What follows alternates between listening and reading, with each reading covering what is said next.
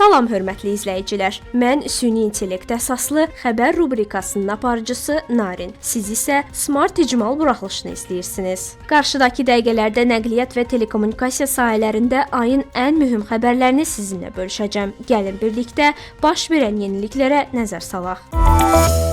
Azərbaycan kibertəhlükəsizlik sahəsində beynəlxalq mövqeyini əhəmiyyətli şəkildə gücləndirib. Ölkəmiz Milli Kibertəhlükəsizlik indeksində 21 pillə irəliləyərək 52-ci yerdən 31-ci sıraya yüksəlib. E-Governance Akademinin hazırladığı beynəlxalq indeks üzrə ölkəmizin göstəricisi 75,83 baldan 83,33 bala çatıb. 100-dən çox ölkəni əhatə edən və kibertəhlükəsizlik sahəsindəki ən etibarlı beynəlxalq ölçmə alətlərindən biri hesab olunan indeks yalnız texniki imkanları deyil, eyni zamanda hüquqi çərçivəni, idarə etmə qabiliyyətini və milli hazırlıq səviyyəsini qiymətləndirir. İndeksin 12 əsas sahə və 49 indikator üzrə apardığı qiymətləndirmə göstərir ki, Azərbaycan kibertəhlükələrə operativ müdaxilə, milli siyasətin formalaşdırılması, institusional imkanlar və beynəlxalq əməkdaşlıq istiqamətlərində nəzərə çarpan irəliləyiş əldə edib.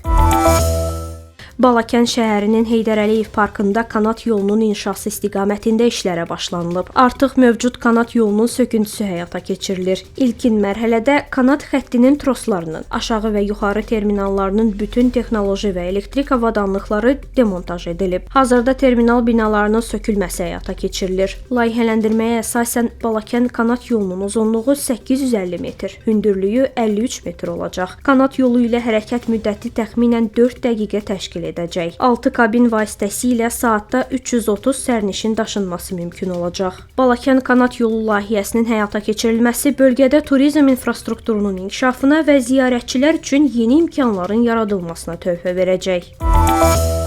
Milli Aviasiya Akademiyasında Beynəlxalq Aviasiya Təlim Mərkəzinin açılışı olub. Yeni mərkəz kadr hazırlığını genişləndirmək, xüsusilə uçuş heyətinin fövqəladə vəziyyətlərə hazırlığı və hava hərəkətinin idarə olunması üzrə dispetçerlərin həm nəzəri, həm də praktiki biliklərini gücləndirmək məqsədi daşıyır. Yeni mərkəzdə il ərzində təxminən 30 dispetçer və 3000 ekipaj üzvünün hazırlanması planlaşdırılır. Kürdəmirə müntəzəm sərnişin daşıma xidmətinə başlanılıb. Kürdəmir dəmir yol stansiyasının istifadəyə verilməsi ilə Kürdəmir və ətraf rayonlar, Ağsu, Göyçay, Zərdab, Sabirabad və İmişli rayonları üzrə ümumilikdə 300 mindən çox əhali üçün mobillik genişləndiriləcək. Həm paytaxtda, həm də ölkəmizin qərb və şimal-qərb bölgələrinə, eləcə də Qarabağa müasir qatarlarla rahat, təhlükəsiz və sərfəli səyahət imkanı təqdim ediləcək. Əmək və Əhalinin Sosial Müdafiəsi Nazirliyinin elektron xidmətlərinin MyGov platformasına inteqrasiyası çərçivəsində həssas əhali qruplarına, xüsusilə də pensiyaçılara, şəhid ailələrinə, qazilərə, əlilliyi olan şəxslərə və ünvanlı dövlət sosial yardım alan şəxslərə ölkə üzrə seçilmiş marketlərdə, apteklərdə və klinikalarda xüsusi endirim barkodları da tətbiqə əlavə edilib. Artıq e-sosial xidmətlərindən, o cümlədən pensiyaçı endirim barkodundan MyGov mobil tətbiqi vasitəsilə istifadə etmək olar. İndirimlərdən yararlanmaq üçün vətəndaşların MyGov mobil tətbiqini yükləyərək qeydiyyatdan keçməsi və tətbiqdə görünən sosial tərəfdaş pensiyaçı barkodunu ödənişdən əvvəl kassada təqdim etmələri kifayətdir.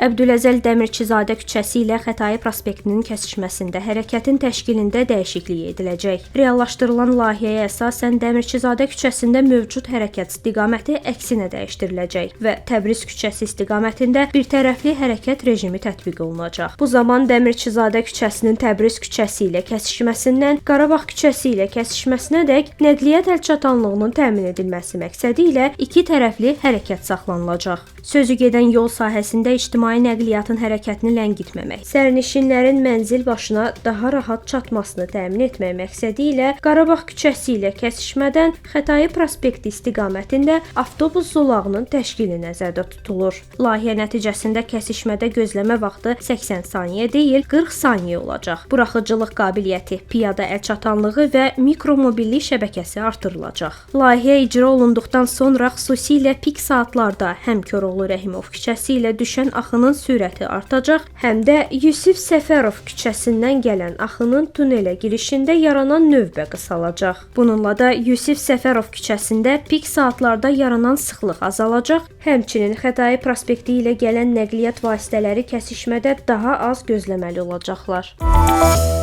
Heydər Əliyev Beynəlxalq Aeroportunda yeni avadanlıq quraşdırılıb. Əsas məqsəd təhlükəsizlik nəzarətini daha müasir, daha sürətli və sərnişin üçün daha rahat etməkdir. Yeni sistem həm yoxlama prosesinin keyfiyyətini artırır, həm də sərnişin axınının daha səmərəli idarə olunmasına imkan verir. Qabların sistem tərəfindən avtomatik hərəkət etdirilməsi, sıxlığın azalması və əlçatan keçid əlləri, xüsusilə də əlilliyi olan şəxslər üçün nəzərdə tutulan yeni xətt sərnişin təcrübəsini daha rahat və müasir edəcək. Eyni zamanda yeni məlumat tabloları sərnişinlərə nəyi daşımağın mümkün olub-olmadığını əvvəlcədən daha aydın göstərəcək.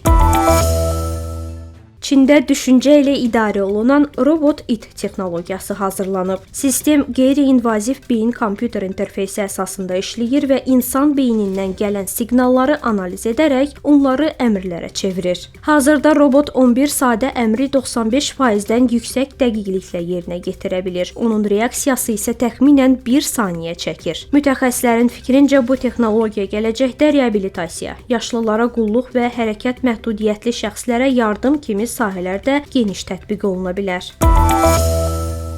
Süni intellektlə idarə olunan hava limanları konsepsiyası aviasiya sektorunda əməliyyatların daha sürətli, təhlükəsiz və ekoloji baxımdan dayanıqlı şəkildə təşkili üçün yeni yanaşma təqdim edir. Bu model çərçivəsində tətbiq olunan texnologiyalar sərnişin axınının idarə olunmasını optimallaşdırmağa yönəlib. Süni intellekt sistemləri real vaxt rejimində sıxlığı təhlil edir, təhlükəsizlik və baqaj proseslərini avtomatlaşdırır, enerji istehlakını azaldır, eyni zamanda rəqəmsal əkizlər vasitəsilə əməliyyatların əvvəlcədən simulyasiya olunmasına və daha effektiv planlaşdırılmasına imkan yaradır.